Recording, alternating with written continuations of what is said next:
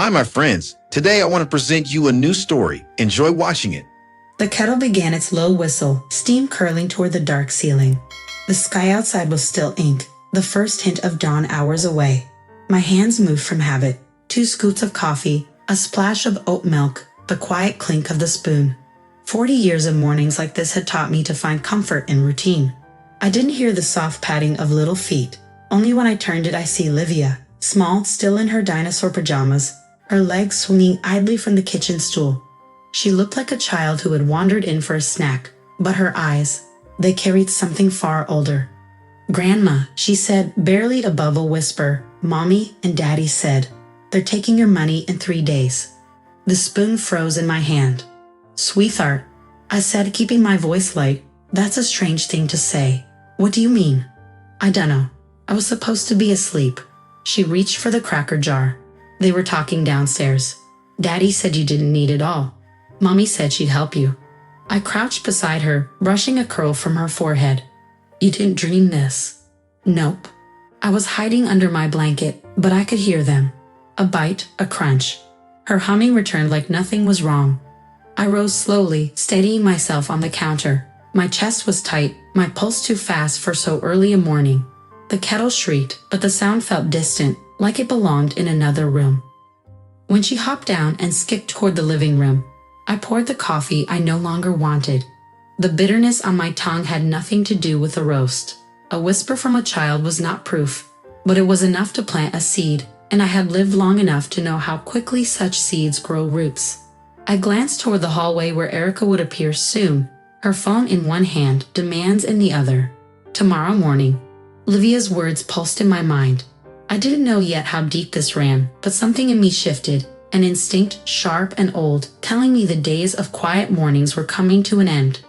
By the time Erica swept into the kitchen, the scent of my untouched coffee still lingered.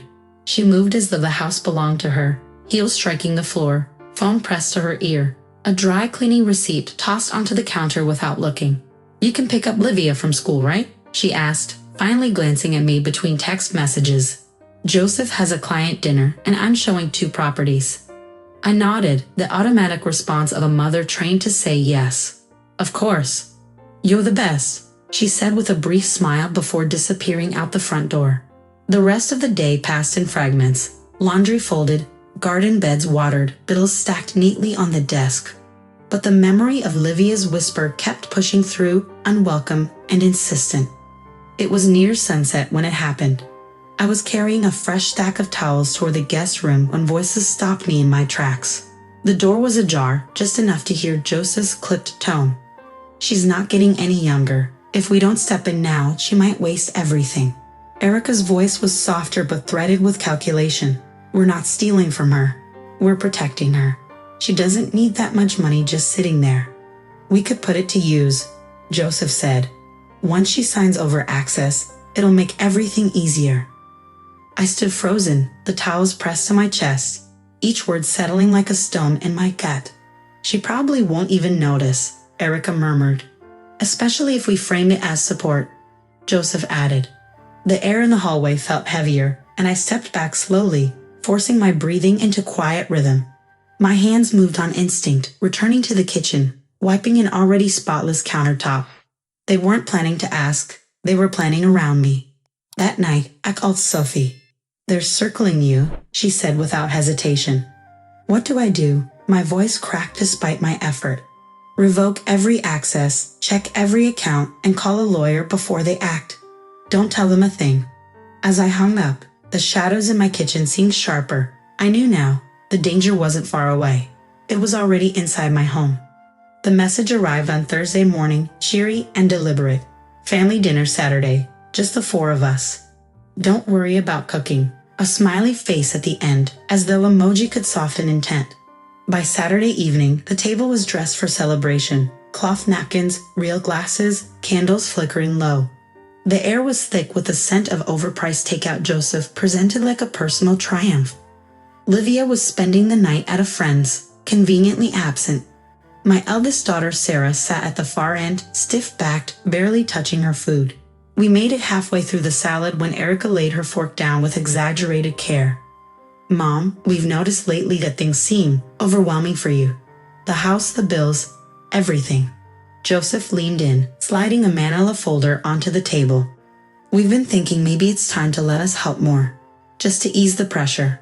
Help? I asked, my tone light, curious. Just some simple documents, Erica said, almost breezy. Power of attorney. Nothing changes unless you want it to.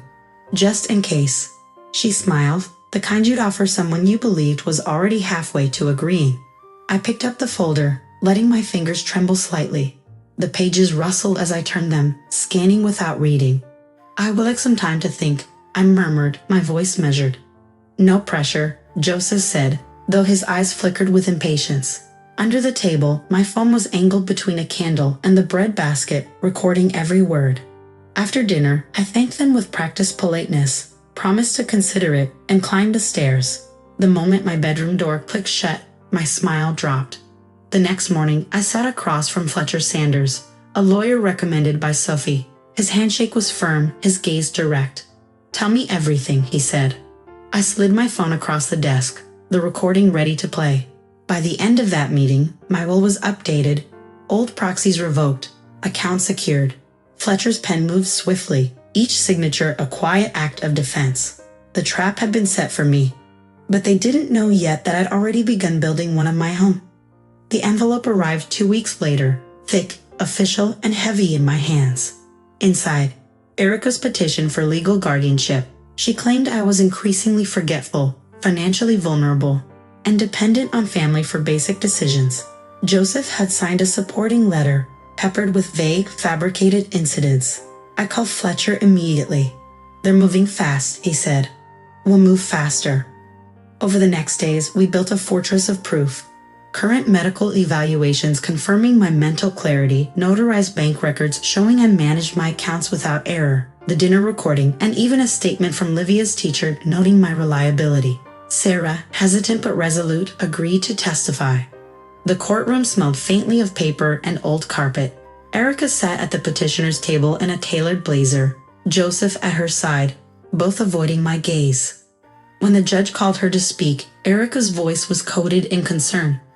We only want to ensure our mother is protected. She's been struggling. Fletcher rose, pressing play on the dinner recording. Their voices filled the room. Once she signs over access, it'll make everything easier. Erica's face tightened. Joseph stared at the table. Sarah took the stand, her voice trembling at first. She asked for help, but I see now it was a plan to take control. I didn't speak before. I am now. When my turn came, I stood tall. I am not incompetent. I am not unsafe, and I will not be erased under the pretense of love. The judge's ruling was swift. Petition denied in full. A hollow stillness settled over Erica's features, not anger, but the dawning realization that the game was over. Joseph's jaw flexed, his hands clasped so tightly the knuckles whitened. Outside the courthouse, Fletcher handed me the file. They underestimated you. I smiled faintly. They always have. The fracture between us would never mend, but I had won back more than my freedom. I had reclaimed the right to live on my terms. I sold the house within a month. The agent called it prime location with good bones, but to me it had become a battlefield, every corner heavy with overheard whispers and calculated smiles.